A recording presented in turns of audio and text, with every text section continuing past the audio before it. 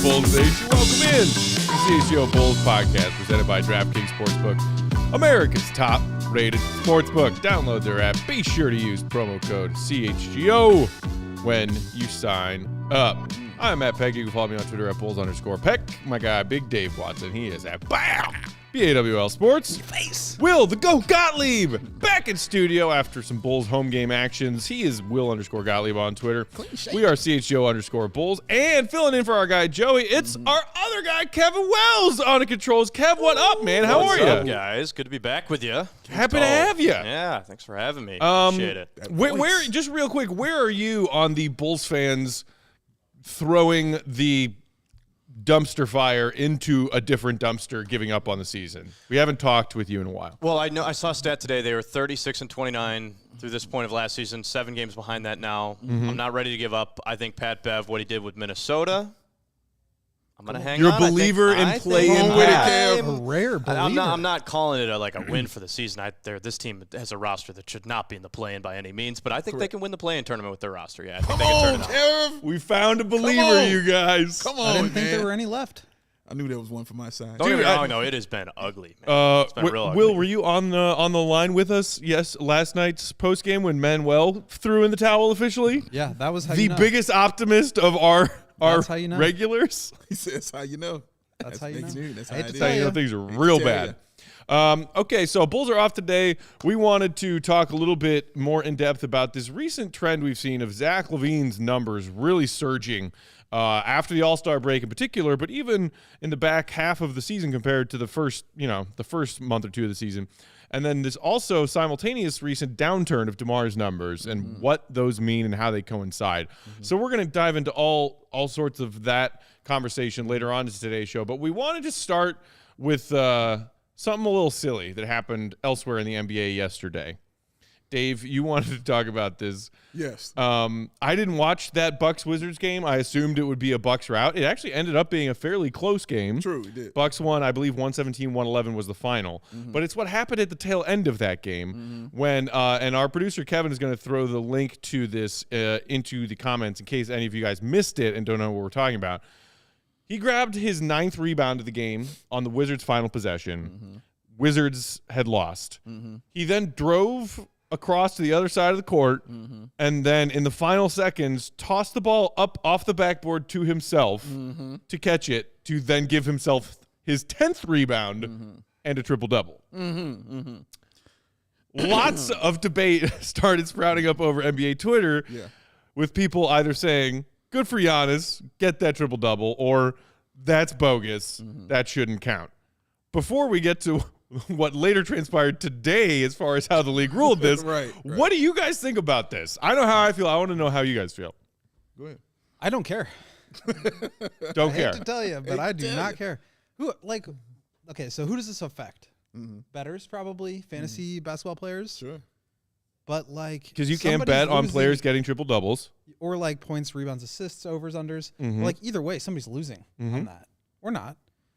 It just doesn't really make that big a difference to me. It reminds me of I think probably the year 2002 or something like that. Bobby Sura did that. He had 2 straight triple doubles. You remember this? Bobby Sura. And then how's that for a Sura throwback game? reference out here, son? And then he tried to do it in a 3rd straight game and did exactly this. And it got wiped. But yeah, I don't really care. Okay, I care. Okay, tell me why. Dave cares. And I care. I have thoughts. And it's not so much an indictment on Giannis. I did, for that part, I don't care. You know what I mean? Overall, doing that, it doesn't bother me. This is what bothered me, is that no one was outraged, because I remember specifically the outrage that Ricky Davis got when he did the exact same thing. You're right. I Ricky remember Davis. the outrage when he did that. I remember Jerry Sloan saying I was happy that Deshaun Stevenson tried to knock him out, and if I was on the court, I would have knocked his ass out too. You think it's a mockery of the sport? No, I don't think it's a mockery of the sport. I think it's a cheap way to get a triple-double, but I don't think it's a mockery or sham or any of that of the sport. But I'm just upset because of the lack of the outcry that I saw Ricky Davis. He lost his career off of that. I don't think so. Ricky Davis had like a 12-season NBA career. That didn't define him. Yes, it did define him. Oh my God, did it define him? And I'm glad you said that. And this is why I went and researched more, just so I could back up my point that I'm trying to say here. If you go look up articles on Ricky Davis, you'll see headlines like Ricky Davis had the most embarrassing triple-double in NBA history. Even if you go, this is my favorite one from That's literally the title of an article, by the way. I'm looking it up right now. Ricky Davis had the most embarrassing triple-double in the NBA. All right, here's what actually, if you go inside and you read it, this is what was said. In the face of a national outcry, remember that, a national outcry, the Cavaliers fined him an undisclosed amount of money for unsportsmanlike conduct. Wow. The play led to him being nicknamed Wrong Rim Ricky. Wrong Rim Ricky. I remember that, yeah. That's what he became after that. There's another article in Bleach. Bleach. That was on his own basket. Yes, on his own. I remember it well, yes. Does that change at all for you? Doesn't change none of it for me. Okay. Not a drip drop of it, dog. It don't change none of it for me, What if he had accidentally made it on his own basket in an attempt to miss it and get a rebound? Would have been hilarious. Would have been hilarious. Would have been absolutely hilarious, and they still would have lost their minds about this. Well, actually, I want to let you finish. This is one more I have to read because he did a interview with Bleacher Report about this. And the article it talks about the first thing it states in the headline is he apologizes for it and wants one more chance in the league. In the article, it says, this is what, as Davis his regrets, and he lists that as one first. It branded him a knucklehead, a label that became hard to kick. That's hurting your career. When you're branded and labeled as that, you don't want that on your team. So you went in his pockets and you find him, and then you branded him like that as a knucklehead, which hurt him having more years in the league, in the NBA in that sense.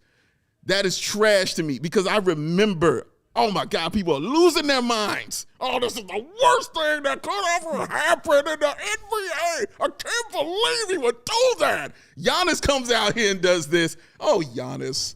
Oh, I got a chuckle. I got a chuckle from you, Giannis. It's okay. It's not fair. And that's my problem with it. I just wanted the outcry. Okay, but so that happened when he was playing with the Cavs.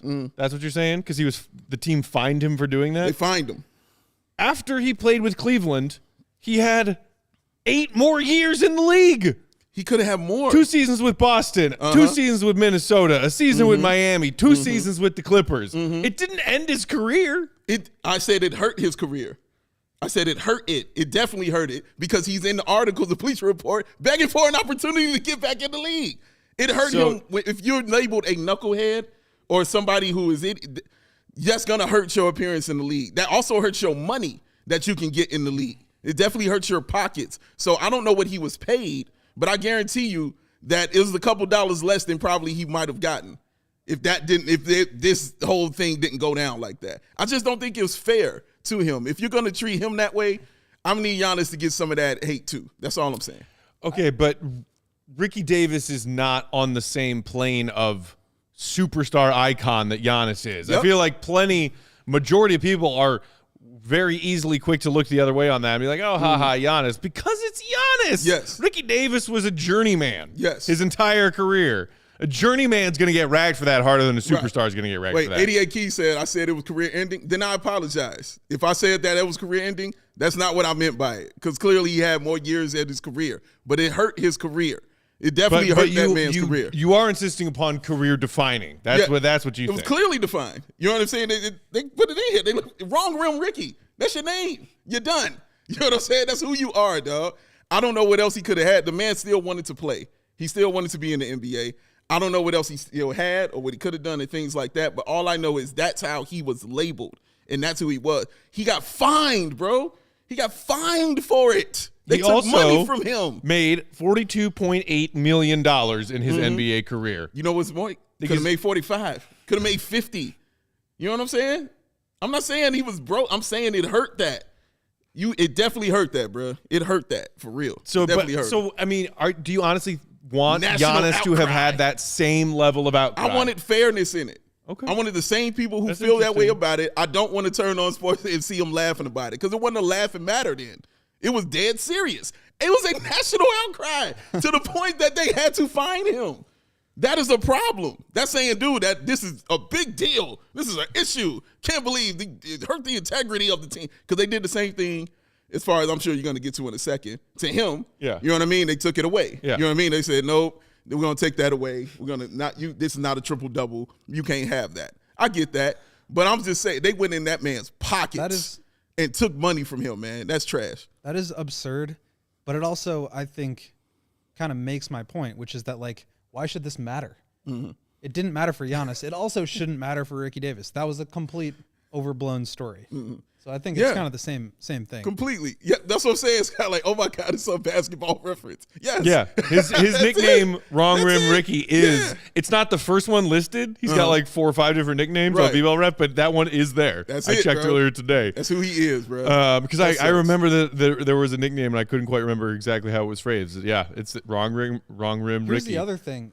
Triple doubles are way more common now in Sure. the NBA. And I think Correct. that probably adds to like triple doubles were like this incredibly rare thing that just didn't happen in and if you 2004. guys But now it's like Russell Westbrook's averaging a triple double. But when Russ had that season, when he averaged one and was the first person to do it since Oscar, Yeah. people made a big deal of it. Sure. And then there were other people, NBA fans, NBA tours, saying, what's a triple double? It's just like a made up thing when you So have true. double digit stats in is. these 3 categories. And That is true. It's a totally arbitrary, random, made up thing. Instead of It something it only incredible. exists in like the stats that we make up as Mm-hmm. stats. Like every stat ever. But a lot of people said it's hard to do that. Yeah, Clearly, very. like it hadn't been done since Oscar Robertson. It's clearly hard to do that. It's an easy way to say, wow, that dude had a night. If you look, and he had a triple double. Yeah. It's very easy to do that. Some people have an issue with stat padding. What Giannis did yesterday is the definition of egregious stat padding. There are different ways to stat pad, and some of it I don't care about, and some of it I think is silly and stupid. I'm glad that the league rescinded that. I am Which, too. Will, you sent us that tweet that Zach Lowe had the update today saying the league rescinded Giannis's 10th rebound and thus his triple-double. League rules say that for a field goal attempt to count as official, the player has to shoot, quote, with intent to score a field goal, i.e. make the shot, which Giannis was not doing. It was stat padding. Yeah. He was trying to cheat his way to a triple-double, and the league said, not so fast. Fine. Well, also the difference I think with Ricky Davis is that shots on your own rim are not technically called shots. Right. They don't technically qualify as shots. So even though he did get the rebound, it couldn't have been a rebound because it wasn't a shot. Correct. And they Yeah. took it away immediately. It took it away immediately. Immediately. And then tried It's to, all then ridiculous. tried Who to- cares? But again, it's like so random and arbitrary. Nobody If- should care about any of this. If Giannis had put the ball up off the backboard, but also like made contact with the rim and it still missed and he grabbed it, would they have been like, oh, well, he was maybe trying? No, I mean, he was clearly just killing the clock and wanted to make one more rebound. Would it been, let me ask this. Would it have been a different kind of outcry if he actually went up and scored? See, that's a different kind of outcry because that's what do you do in dunking or laying the ball up when the game is over? And a lot of players have an issue with that. So it'd be more, you think it'd be more issue with that or with this? I think with that, With that? I think more people would take exception to a player. We see that all the time, Yeah. especially vets. If a younger player is doing that at the end of a game, they'll go up for some crazy dunk or whatever. The game's over, running out the final seconds of the clock. Say, hey, that's showboating. We don't do that. It's an unwritten rule, right? Yeah, I'm I think so more people out would on have an unwritten objection to rules. that than Giannis just throwing the ball spare off the me. backboard to himself to try to get a 10th rebound, Oh, man. Okay. which I think most people don't give a crap about. They don't. Ban unwritten rules. That's in every sport. Just get rid of them. All of them? Get them out? All of them. All right. Here's Who my cares? question, though. I mean, Will, you mentioned earlier the gambling element to this, the fact that triple doubles are things that people bet on sports gambling sites, or over unders on rebounds. When they initially ruled it a rebound, and all of those betting sites made their calculations and their payouts. People who bet on Giannis having a triple-double or people who bet on They're not Giannis having giving that money 10-plus back. rebounds, did they get their payouts and then just get to run away? The and fine from Ricky Davis's fine is paying for all those. I mean, that's crazy to think, though. Or people who got hosed the other way, where it's like, oh, man, I took, Giannis under 9.5 rebounds or whatever. Yeah, that's tough. I don't know what the answer to that is. And shout out to my guy, Ricky O'Donnell, who wrote a great article about it. Yeah. Actually, you know what I'm saying? Putting the fire to it. And I appreciated that. So shout out to him. About Ricky Davis? Yeah, about Giannis and how ridiculous what he did was. And and he threw in a Ricky Davis one also because he was like, Ricky Davis made him laugh. He was like, but Giannis's was just bizarre. He was like, Here's the way I'll phrase it.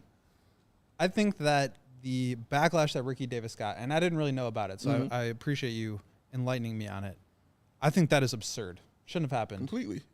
But I also think that there should also be no backlash for Giannis, which I think the same thing you're saying. It should be fair both ways. I'm talking, yes, exactly. I just think nobody should care about that either way. Yes, I'm with you. And it's wrong that Ricky Davis got. Yeah, I'm with you. I'm just saying, like you just said, I just wanted the fairness on both sides of this, man. And that's my version of fairness. That's Nobody your cares. Yes. Nobody pay attention.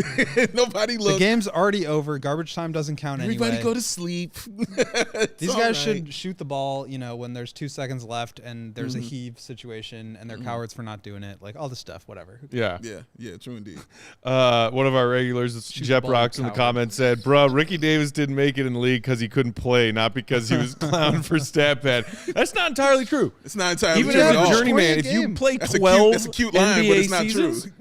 he played He 12 averaged NBA 20 multiple Also, years. I was Multiple going to say, years, the bro. season before LeBron got drafted by He the was the best Cavs, he player on the averaged team. 20 a game for that Cavs team. Oh, I remember it very well, dog. No, and then he dog. also flirted with 20 points per game a couple other seasons in his Trust career. me, I really, he could play ball. I ain't saying he was out there, you know what I'm saying, on this kind of Giannis level, you know what I'm saying? But the dude, you don't last that long in NBA not be able to do something good. Right. You know what I mean? He wasn't trash, bro, at all. Our guy McBaconator throwing us a super chat. Shout out to you saying cheating is bad or whatever SpongeBob said. Is SpongeBob the most known person for having a phrase about cheating and how you shouldn't do it? For some reason, I think Kevin knows this answer. I'm racking my brain. I know a ton of SpongeBob references. I don't know what he's Really? referring to here. I was right. I got no idea, guys. I knew he'd have We something always on rely this on thing. our younger producers to knew know it. SpongeBob The man said, references. I know a ton of SpongeBob references. I'm going through the Rolodex in my brain, nothing. It couldn't come up with it. Oh, man. Got So, nothing. hey, I don't know, McBaconator. I don't know about that one. Thanks for the $5, though. You Appreciate feel it. Yeah, me? We'll take appreciate that. it. We'll take that all day Also, long. cheating might be a little harsh of a word. Yeah, it's not cheating, right? He's Stretching the truth. yeah, it's true. Kind of, working the system a little Omitting bit. In the facts. system. Strategically omitting facts. It's only cheating if you get caught. I mean, and dude, Russ got a lot of flack for stat padding that season too when he averaged Steven a triple Adams double. is letting him get the rebound. Yeah. Who cares? He got the rebound. All right, that's enough of that silliness. Screen I assists wonder if don't Giannis count. will try and pull a similar stunt at any point Outta the here. remainder of the season. Get But him, Will. people care about those triple doubles, man. They do. I want the notes apology on Twitter. Yeah. No. It's too many characters. He needs to make it a notes apology. Too long, didn't read. Congrats, or sorry that happened to you. My bad. right. All right, when we come back, we're going to dive into some nitty-gritty Zach stats and DeMar stats and talk about it at length. That's why we're all here, right? Bulls Talk. While we are sharing some words from our friends and sponsors, do us a solid. Hit that thumbs up button if you haven't already. Watching along with us on YouTube helps us out a lot, and we greatly appreciate it. Of course, also make sure you are subscribed to that CHGO Sports YouTube channel. Today's episode of CHGO Bulls Pod brought to you guys by FOCO. Chicago, you've already got the best coverage for your favorite Chicago teams. That's us fine folks at CHGO. Yay. So get fitted out in the best sports gear around. FOCO has you covered from Soldier Field to the Madhouse, from the north side to the south side, with hoodies, slippers, signs, bobbleheads, everything in between. Get decked out like DeMar with apparel from the leader in sports merch and collectibles. FOCO. Maybe you're looking for a gift for the football fan in your life, for the basketball or baseball fan in your life. FOCO's got you covered with hoodies to fight that Lake Michigan breeze. Although, yet another beautifully warm early March day today. See, the gams are out, baby. Big man's rocking the shorts. The gams was are rocking out. the shorts yesterday. Damn right. Watch party, gams. Gams alert. I love that you call your legs gams. You don't remember they called it back in the day? No, I do. Okay, all right. The gams, man. You're the only grown man I know who calls his own legs gams. I'm the only grown man, that does a lot of things. So I will just put that on the list. Just put that on the list. While you're admiring Big Dave's gams, head on over to FOCO.com and score yourself some amazing deals on some awesome merch and collectible. That's FOCO, FOCO.com. You can also click the link in the description below. For all non-presale items at checkout, use promo code CHGO, and you will get 10% off your order. That's promo code CHGO at foco.com. I'm so glad the GOAT is right here. And also clean shaven. When did this decision happen? I'm curious. This morning. This morning. He just looked and said, It's time. it's time. That's what he did. It took me a second to figure out what it was. When he walked in, I was like, you look different. Also, younger. Also, a little younger. You know what else happened to him this morning? He had them 75 high-quality vitamins, minerals, whole foods, or superfoods, probiotics, and old sweet baby face wheel. Those adaptogens. Oh, to help him start his day right. You know what it is. It's Athletic Greens. That special blend of ingredients that support your gut health, nervous system, immune system, energy recovery, focus, and aging, all the things that your wonderful self is going to need. Costs you less than $3 a day. Cheaper than that cold brew habit. It's cheaper than getting all the different supplements yourself, and you're investing in that all-in-one nutritional insurance. It's vegan, dairy-free, gluten-free, contains less than 1 gram of sugar, no GMOs, no nasty chemicals, or artificial anything. And to make it easy for y'all out there, yes, you the one. You make it easy for you. We're going to give you a free 1-year supply of that immune-supporting vitamin D and 1, 2, 3, 4, 5 of them free travel packs with your first purchase. All you got to do is visit athleticgreens.com/CHGO Bulls. That's athleticgreens.com/CHGO Bulls to take ownership over your health and pick up the ultimate daily nutritional insurance, because it's Athletic Greens. You scoop it, you dump it, you shake it, you drink it. What you do, go? You feel it. You feel it. Boom. I saw Athletic Greens commercial watching TV today. Yeah. I was like, I did better than that. Every other YouTube ad when I'm starting the beginning of a monetized YouTube video is Athletic Greens now. Really? Well, yeah, because I'm on their website every once in a while, like updating the details of my subscription, my membership, whatever. Sure. And so my phone and my computer both know that I use Athletic Greens. And so now every other YouTube ad is Athletic Greens. And I'm like, guys, you already got me. I'm in. I read ads for you on my YouTube show. You And don't use need your this product. many. They're just covering all their bases, Athletic Greens. They're just making sure you ain't going nowhere. All the time. They know who you are. All the time. It's not used to getting you on something a little It's true. healthier for They're you. probably shocked that I'm still using it several months in. Exactly. I Exactly. want to say it was like early October. It was like right around the beginning of the bull season. Correct. You When I did. started up. And you're still with it, and I'm proud of It's you. like 5 months. Yeah, I'm proud of you. 5 man. months of healthy nutrients. I'm so proud of So this. many adaptogens. Yes, all that. Although, remember how I told you when we were sitting here yesterday watching the game? I don't know how it came up. I think I was giving Joey a hard time, and Portillo's came up, and I was like, ooh, Portillo's. Did I stop at Portillo's on my way home after post-game? Yes, I did. Yes. I remember we came to that He decision. just needs that the that was Athletic gonna Greens to happen. cancel It's it the out. it's the Yes. balance of the AG1 and the dipped beef and cheese fries. Yes. So damn good. That's the one? Oh my Dub gosh. said that's the Big one. beef for the regular Italian beef, though. I just went with a regular last night. Keep it in mind. But a large cheese fry. There you go. All right, guys, we want to talk about Zach stats and DeMar stats today, and this recent trend where maybe it appears that Zach is sort of finally taking that number one option role on this team, which he's mostly been playing second fiddle to DeMar since DeMar arrived last season. Yeah. Recent trends suggest that maybe this is finally starting to shift. And Big Dave, I know that you wanted to talk about this today, and you had some stats and splits that you wanted to look at. Yeah. I've got a few more, but you want to start with Zach's trend up or DeMar's trend down? We can kind of talk about them, collectively. Let's start going up. Okay. You know what I'm saying? Let's go up first, man. Let's start with the good stuff. So Zach LaVine, man, and the things he's been doing. So this is Zach before and after the All-Star break. You see before, again, he was dealing with injuries as well. Knew that was happening. But just didn't look fluid. You know what I'm saying? It wasn't the Zach that we knew. We said that before. Like, he's scoring because he's good. But Right. it's just not the Zach that we know. You know what I mean? So you see the numbers, the 24, basically 5 rebounds, the 4 assists, the field goal attempts at almost 18, well, basically 18, 17.9. Right. And the 5.5 free throw attempts. Now, after Pat Bev cut there and tells him, don't ever pass the ball ever again in life, well, Zach took that to heart Yeah. and said, oh, you just want me to score? I'm feeling a little more healthy, feeling nice now. How about I do that? 31 a game, 3 rebounds, that number's down. 2.8 assists, that number's definitely down. but the field goal attempts are up. The 18.5 field goal attempts. And my favorite thing, the free throw attempts are up. You know, I've sat here and talked about endlessly about Zach LaVine getting to the free throw line and how huge that is for a guy who is a scorer like that. So I went even further on it, and I looked up some stuff as far as his free throws are concerned. Mm-hmm. His last two games. That's Watson. That's it. His last 2 games, he shot double-digit free throws.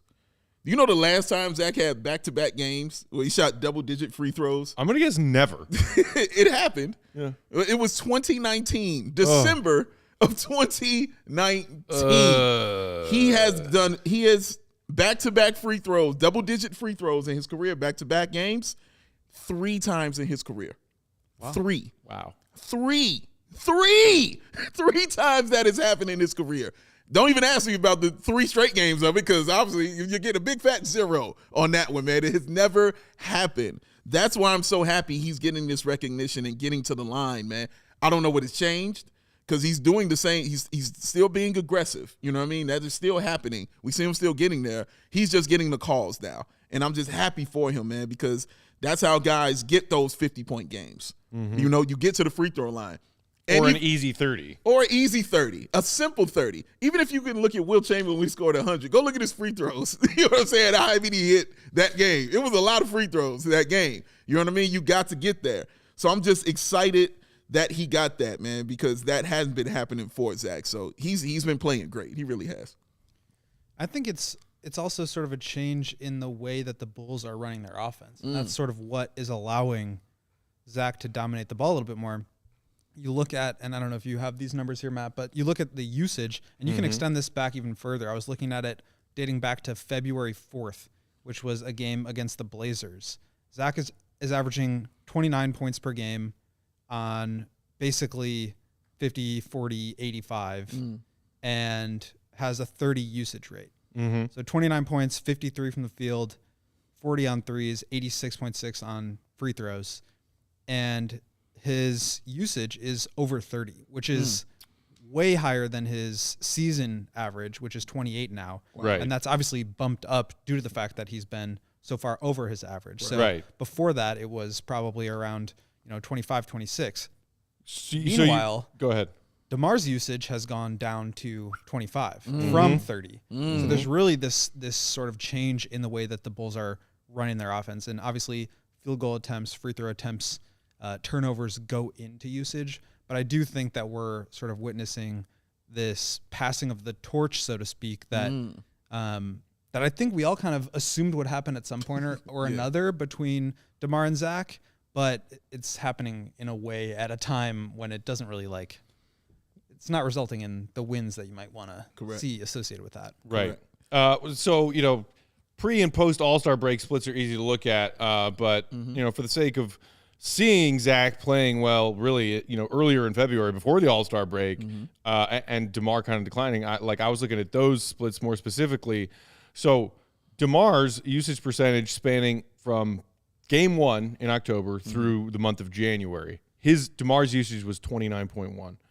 In the games he's played in February and March, it's 25.2. DeMar's usage percentage has fallen by 4 points while Zach has increased. DeMar's pre-All-Star usage percentage, 28.1. As you mentioned, Will, 31.6 in the 6 games he's played after the All-Star break is Zach's usage percentage. We are clearly seeing a shift here of Zach doing more and DeMar doing less. And I think I saw somebody in the comments earlier saying, maybe whether it's DeMar's scoring coming down or his usage percentage coming down, does that have something to do with the fact that DeMar has now been the one playing through a nagging injury or injuries, where at the beginning of this season, it was Zach playing through an injury or injuries and coming along. And we all knew that Zach had that slow start to the season that was so frustrating for everybody. That could be an element of it, but again, it could also be something that is Zach taking a stronger hold on wanting to be that guy and maybe trying to take some of that load off of DeMar, which we've always wondered if that will ever come. Maybe this is finally that coming. And it's wild because I was thinking that when you said that about the injuries, because he's in a weird place where I don't know what to put it on, to be honest with you. Is it the injuries? Is it him getting older? You know what I mean? Or is it time? You know what I'm saying? Just hitting him? Is it the defenses double teaming him more? You know, and getting the ball out of his hands? Like, it's so many different elements, and it's funny because I've seen all of it. You know, I've seen all of those things be a reason why. So I can't put my finger on one thing for it. But I'm interested to know what those stats are in the fourth quarter, though, you know, as well, because that's not the same thing. It doesn't feel like those numbers are meshing in the fourth quarter. It feels like they go back to the regular of DeMar got it more than Zach does. And the first thing I think of is that Detroit game when he had, 36 that he finished with? Going into that, when he had one field goal, you know, in that fourth quarter, you know, and it wasn't like teams were triple teaming him to not get the ball. He just wasn't getting the ball. Now, whether it was DeMar just saying, I'm DeMar DeRozan, or it was Billy Donovan not drawing up the right play to get Zach LaVine the ball, bottom line is he wasn't getting the basketball. And I really needed him to because he was that hot. That dude could have had 50 that game, man. So, yeah, I'm interested to see what that stuff is in the fourth quarter because I'm sure it's a little bit of both. You know, if DeMar like, no, dude, this is my time. I got it. You know what I mean? This is how I am. This is what I've been my whole career. But at the same time, I'm going to need Zach to get more opportunity when he's cooking like that. You know what I mean? So I'm going to need to see what those numbers trend like in the fourth. Yeah, I think it's in some ways sort of a mentality thing. Like, you watch Zach bring up the ball, and you can kind of just see him, like, he's going to the basket on this play. Mm-hmm. He's putting his head down and getting a foul. Like, I think that I'm not sure if it has to do with wins and losses. I'm not sure if it has to do with, like, a power dynamic thing. I would guess not. But I think, you know, last year it was very much, let's lean on DeMar because that's the most efficient way we're going to score down the stretch of games. And now I think there's questions about that. But I think in some ways it makes them more dynamic. It's harder to guard a team when you don't know who's going to have the ball and where they're going to have it. Mm-hmm. It's harder to guard a team when you have a player who can score at all three levels and not just one or two. Mm-hmm. So I do think it benefits the Bulls in a lot of different ways, but ultimately they need to play well off of each other. And I think they're still not there yet with that. Otherwise, the offense would not be in the bottom five. Yeah. Like, honestly, yeah. Again, I point back to that fourth quarter. You know what I'm saying about what you're saying and how it clicking and how it should be working. Because he's right. Theoretically, it should be like that. But in that fourth quarter, it doesn't seem to be that. Right. It just seems to be one thing and that's it. You know what I mean? Yeah. Ant in the comments saying the best thing about Zach taking over, DeMar can still be the king of the fourth. And look, they didn't win that game against the Pacers yesterday. Right. And, when we were talking about it in postgame, it was frustrating that they couldn't pull off the win. But you saw Zach and DeMar both taking and making big shots late in the fourth quarter. Mm-hmm. Like you were saying, Will, sort of like keep some level of unpredictability here.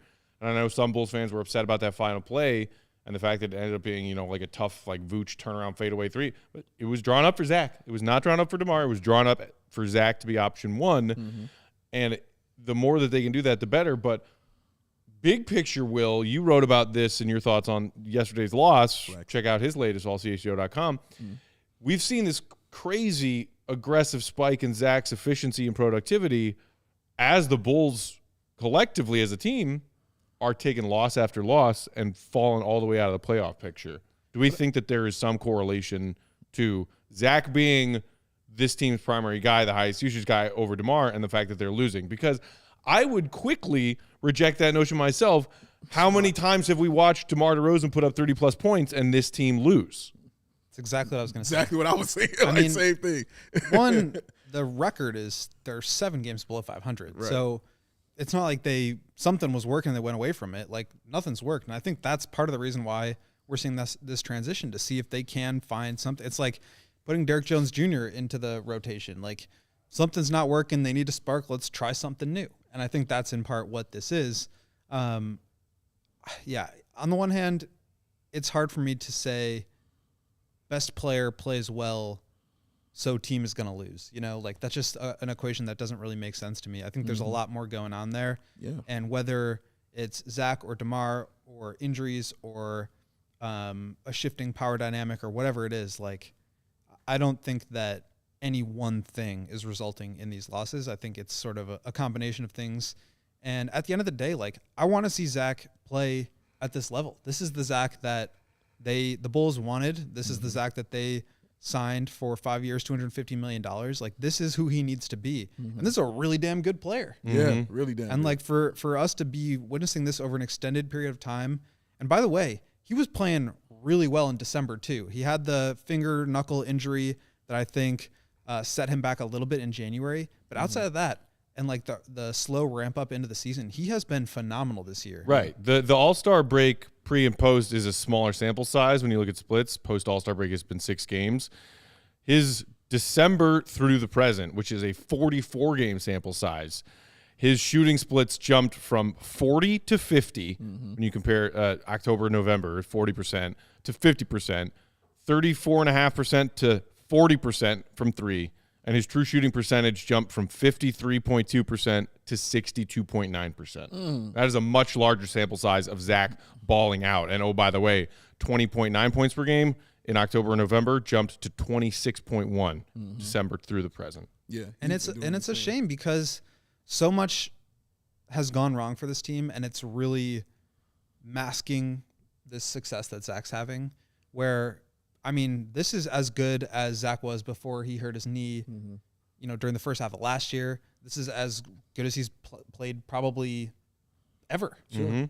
And it just seems like it's not really been a talking point because the Bulls got Pat Beverly. The Bulls have lost 7 in a row. The Bulls haven't traded anybody at the trade deadline. All this stuff that's sort of just, putting negative air into the sails. And, deservedly so. This situation is not great. But I think, Zach, if the Bulls have any hope of retooling, or if they want to move DeMar and keep Zach around, or if they want to trade Zach, whatever it may be, like, Zach playing well is very good for any possible outcome that you look at. No question about it. And I don't like the fact that DeMar has to be on a decline for him to rise.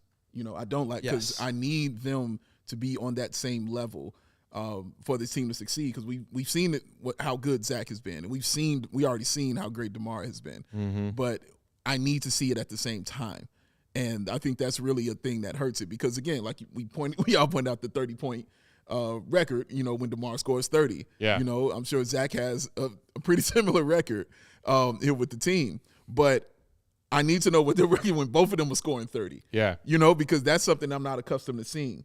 Like, if he's got 32, does Zach have 36? Like, that's what I want, and that's what this team is going to need from both of those guys, is for them to both be at that level so this team can actually win. And I think the real struggle that we're witnessing right now is that it does feel like it has to be one or the other. Right. And, for all of the continuity jokes that we've gotten off, for all of, this team has competed well against good teams this year, like, it doesn't seem like the offense has been as fluid as it needs to be in order for this team to be competitive. And you can look right at the 24th overall offensive rating to tell you just that. Bam. Those two guys need to be playing better off of one another, because right now it does feel like it's one or the other.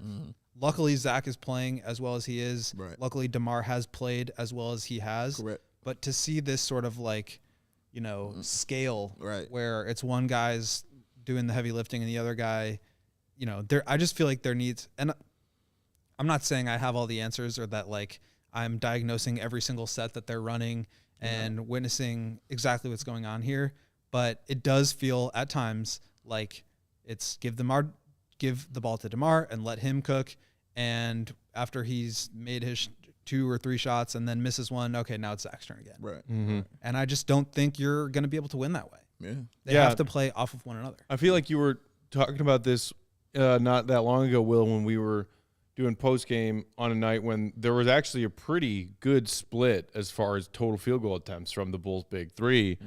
And you were looking at it a little bit closer and saying, okay, well, so they all ended up between 15 and 20 shots, but it's those spurts, those stretches where it's like one quarter it's all DeMar, and then another quarter it's all Zach, and it's not like they're actually playing within the same system and successfully together. Correct. It's they just have their own individual spurts of efficiency as an individual, and that is not ideal. Yeah, and I think at times they have been put in actions like, for example, when Zach is screening and popping in DeMar pick and rolls, when he gets up as a screener and slips out of them to the 3-point line, that is an impossible play to guard because you either have to send 2 at DeMar and prevent him from getting downhill to his spot at the elbow and leave Zach open, or you play him one-on-one and let DeMar cook, or you double DeMar and Zach's wide open. It's like it is an impossible play to guard. But other than that, I don't really see a ton of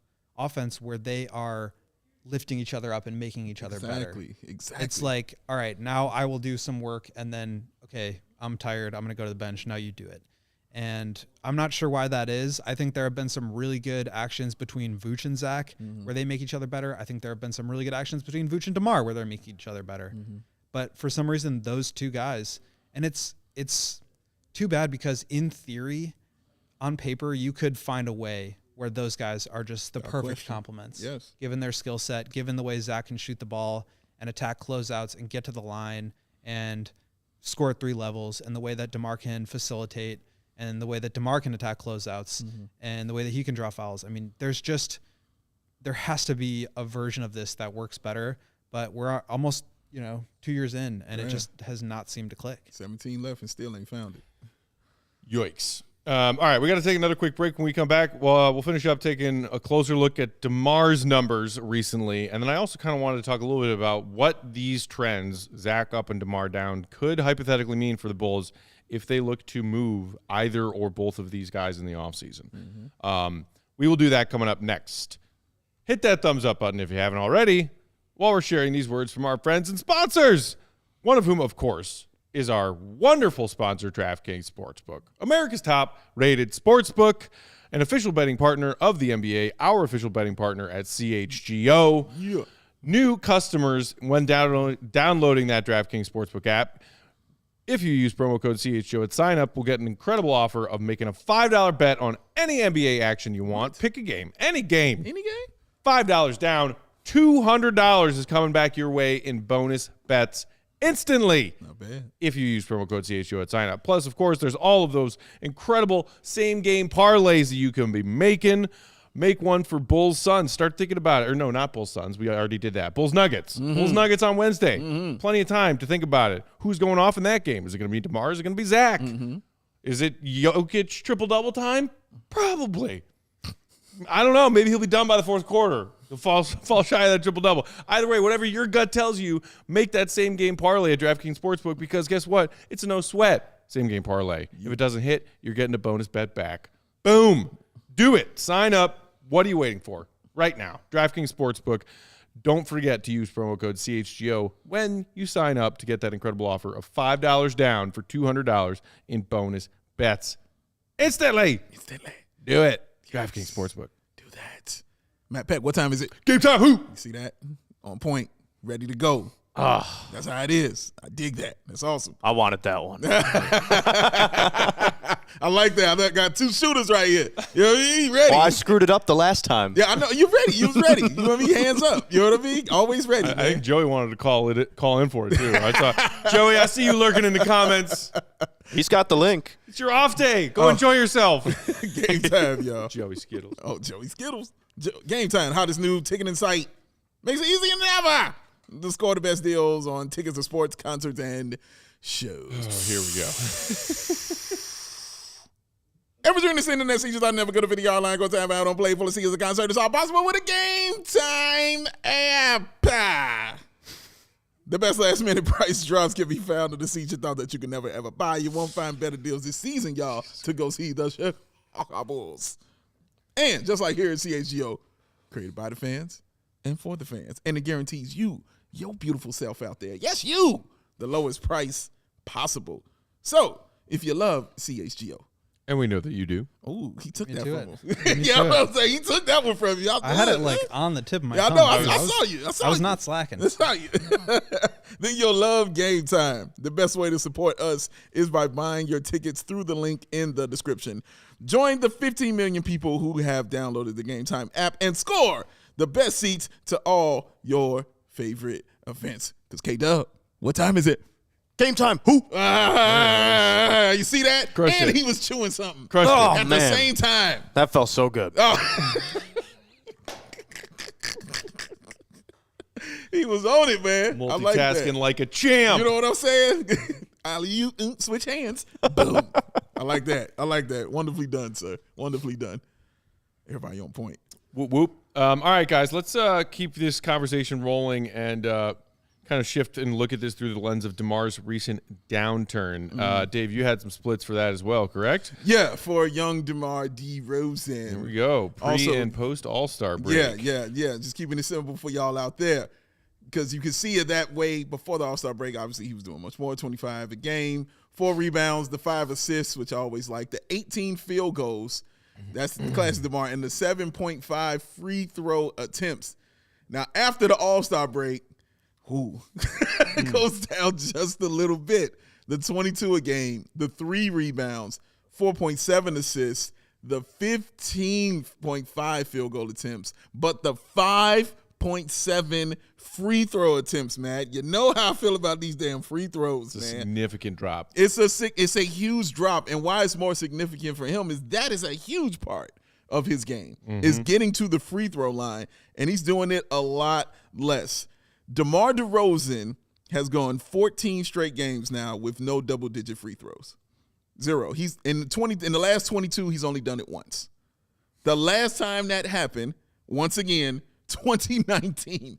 In December of 2019. That's the last time he has gone that long without shooting double-digit free throws, man. So, again, as we were saying earlier, it could be a combo of things, older, defense, Zach getting off, who knows what it is. But it's dwindling on all fronts as far as his numbers are concerned. I see him trying to, get his assist more, because now you'll see games where he has, recently you'll see his games where he has those 6 assists, 7 assists, trying to get rebounds, trying to do it, in that kind of way. But it's still not, allowing him to play his full kind of game, because then it starts looking forced, after a while. And then you'll see games like you saw in Detroit, where he's like, no, I got to get it, got to get it, got to get it, got to go, got to take it off of this team, man. And it's affecting I won't say it's affecting just him, but it's affecting the team also, because they're not winning in this way. But even when he was dominating, you know what I'm saying, they weren't getting the wins in that way either. I think it's just they have got to find that way, guys, and not just play together throughout the game. I'm more specifically talking about the fourth quarter. Yeah, that's where it has to be, because you can find ways to get them their attempts and their points and all that throughout the game. No, you're on with the second unit. We'll put you on here. You get your rest at this time. You can go. But in that fourth quarter, you're going to have your best guys out there. That's when they have to know how to play together. That's when it has to be set up for them to do their thing. I immediately think of people like C.J. McCollum and Damian Lillard. That's what I think of all the time when I think of stuff like this, because it didn't seem to be an issue with them in the fourth quarter, when it was. It's still Dame time. Yeah. But damn, McCollum was getting buckets. He would get big buckets. Getting huge buckets for them in that fourth quarter. They understood their dynamic and how they work together. I don't know if it's time that is the reason, or if it just doesn't mesh. That could also be the reason. Or if Billy just isn't drawing it up right. That any of that can be a reason. You know what I mean? I don't know what it is, but I know they have to figure out a way to do this if they're still trying to make this play in. I wish I had the answer. I think Billy Donovan would say the same thing. I think the players would say the same thing. It just feels to me like one of those cliches of there's one ball for two guys. Mm-hmm. And they're both so talented at scoring the basketball, and there just isn't offense to go around, I guess. I mean, I wish I had something smarter to say. It just hate to tell you, it's just difficult when it's not working like that. And I think the more it doesn't work, the more frustrated they get, the more they want to default to their roots, which are I need to score the basketball, right? Because that's what I'm best at, right? And I think that's part of the reason. I mean, we've talked a lot about consistency with this team. Mm-hmm. I think the bigger thing is, and what plays a role into consistency, is moving away from the things that you're doing well, that got you there. Okay. And that's why they're in these positions where they're blowing leads. All of a sudden, they give up they get a miss and a transition layup, and then there's another miss or a turnover, and then an offensive rebound put back. And now all of a sudden there's a 4-6 point swing, and the Bulls kind of lose their composure a little bit, and it's DeMar isolation time or Zach isolation time. And that gets them out of the rhythm of their offense because, as Billy Donovan has said, like, we believe we can do it because we've done it before. What we need to do is do it consistently. And so they have belief that they can get it figured out. But when they continue to move away from it, it's just kind of surprising. Yeah, I mean, no answers from Will G as usual. But I'm like, and I feel you, Will. Like, they can believe it, all they want, but we got to see it at some time. Like, I got to see the work. How they say, like, you have faith in that, but faith without works is dead. You know what I'm saying? Like, I got to see the work. I'm cool with the belief. I'm cool with the faith, but we got to see it happen. And they have had multiple opportunities to find some kind of way to do it in that fourth quarter, and it just always defaults. It just feels like like Will was just saying, like, it just feels like they go back to what they do best. It just, boom, I'm going to default. Going to the mid-range, that's what's going to happen. And I think that's exactly what Billy Donovan was kind of warning us about last year, which is like, this all looks well and good now because DeMar's making these shots, but what happens if he stops making them? He did say that. So this was our conversation last summer. What if DeMar is 90% of what DeMar was last year and not 100?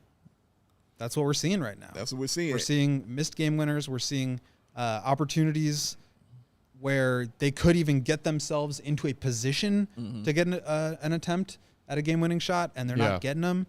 I mean, it's just execution throughout the whole fourth quarter. That's just I do think, though, it is important to point out that when it comes to DeMar in this recent downturn, it's not necessarily about his efficiency. His efficiency is still there. If you look, so again with him, I shifted the splits from pre-post All-Star because it's a bit bigger of a sample size, and he started to turn down in February, some of those games leading up to the All-Star break. So in 47 games spanning October and January, DeMar was shooting 51.1% from the field. Okay. In 12 games between February and early March, he's shooting 51.9%.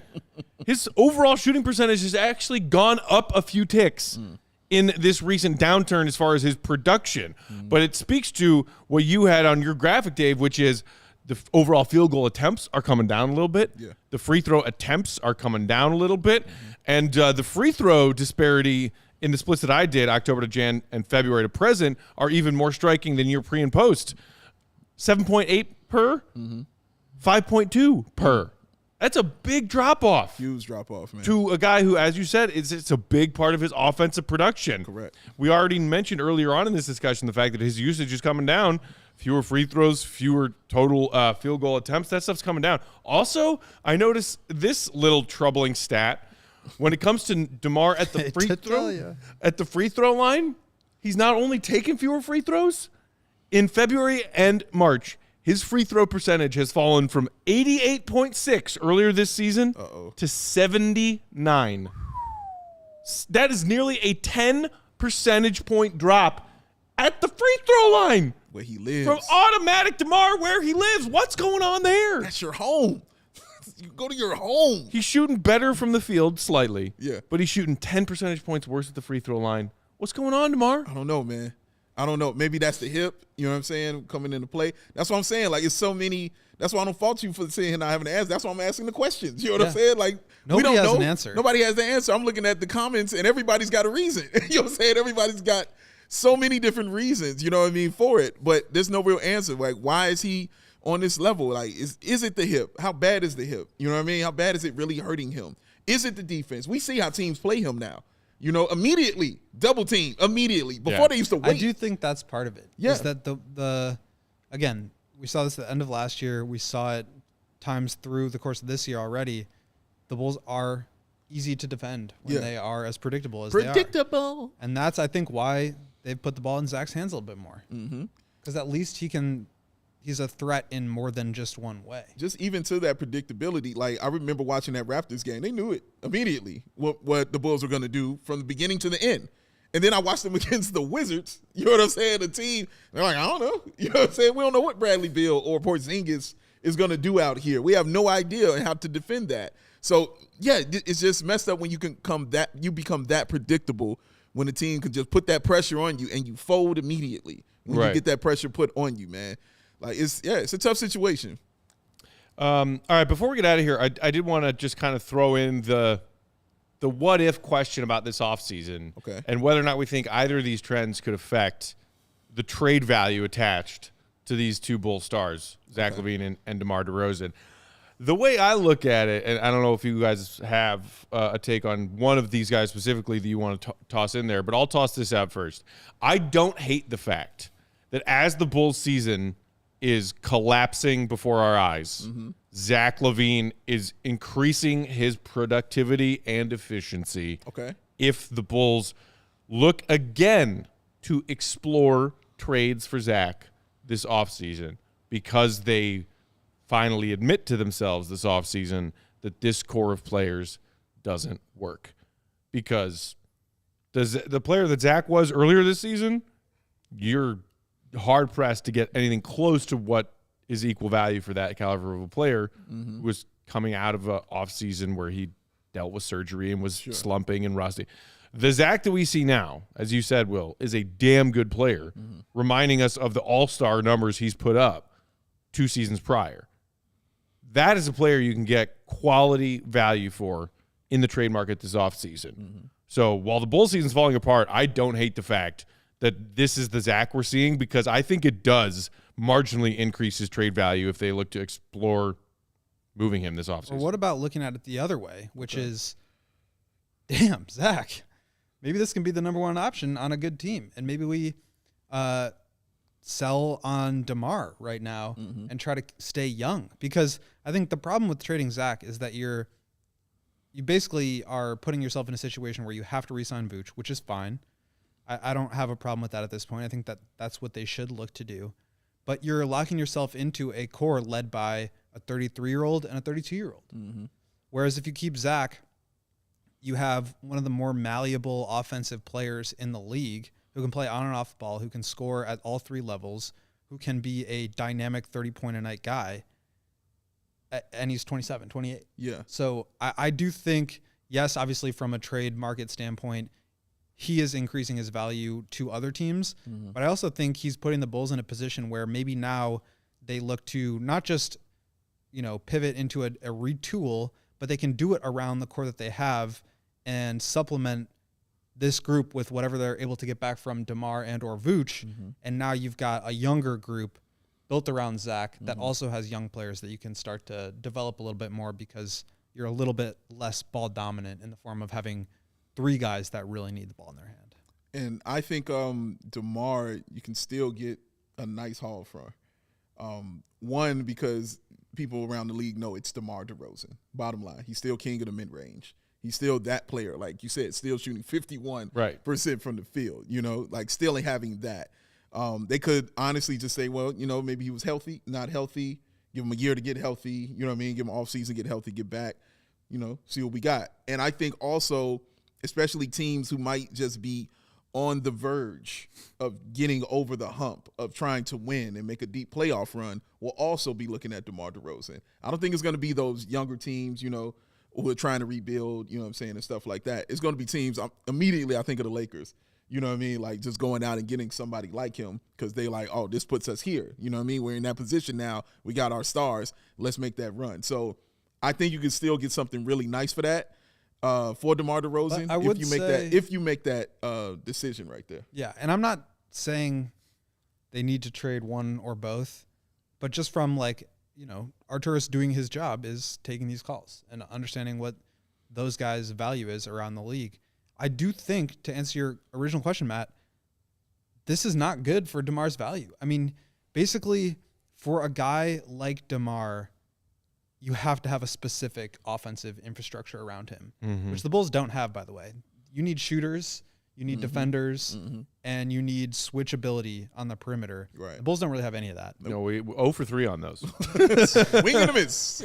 But check back later. Like Caruso from the 3-point line. Steve, right? But he has been, to January, so unbelievably good at what he does that it almost doesn't matter what's around him, because he's going to shoot 52% on mid-range shots. Right. And because he's going to get to the line 9 times a game and make them at a 90% rate. Like, that is such an efficient driving force of offense that that fits anywhere. Right. You figure it out around him. Right. That's how good he was. Yeah. And he's still really damn good. Yeah. But it's not quite as good. And I do think with And that's why I thought at the trade deadline would have been the optimal time to move him, because you're giving a team 2 playoff runs. You're giving a team a year and a half before they have to figure out an extension. Now it's 1 year left. Right. You're already having to start to think about next contract and value and dollar signs. Too, and you're starting to see him age maybe hit him, injuries maybe hit him, or just situation hit him a little bit more than it did. I don't think it's a huge issue right now. DeMar is still absolutely elite. There's a reason he was an all-star. Correct. People around the league absolutely adore this guy for good reason. But it's just an interesting shift in the dynamic, as we've been talking about. Because these tough decisions are going to have to happen in the offseason, whether they like it or not. Like, this is what's going to have to happen, because what's happening now is unacceptable by our standards and definitely by theirs. And that's what's so crazy about this whole thing is we've just spent an hour talking about how freaking good at offense both of these guys are. Right. How just absolutely lethal they can be at what they do, and how when they're at their best, it completely changes the Bulls' outlook. Correct. At the same time, it's just not working. Right. No. And that is you what's shot frustrating. 60% from the field yesterday. You shot 45% from 3 yesterday, albeit on a small volume. Oh, very small volume. They took 22. 22. And you lost. L. Zach had 42. DeMar had 20, whatever, 20-something. L. You still took the L. Still took This it, man. doesn't work. Something working, bro. Yeah, I am fascinated to see where they go from here. I'm also curious to see if these trends of Zach like this and DeMar like this continue through these final 17 games. Yeah, absolutely. Because that could have an even greater impact if they talk about moving one of these guys in the offseason. I don't think it helps the Bulls doing that. We'll see what happens. That is it for today. Thank you, everybody, for hanging out with us. Hope you enjoyed this conversation. Again, Will wrote a little bit more on what Zach has been doing recently. Check it out, allchgo.com.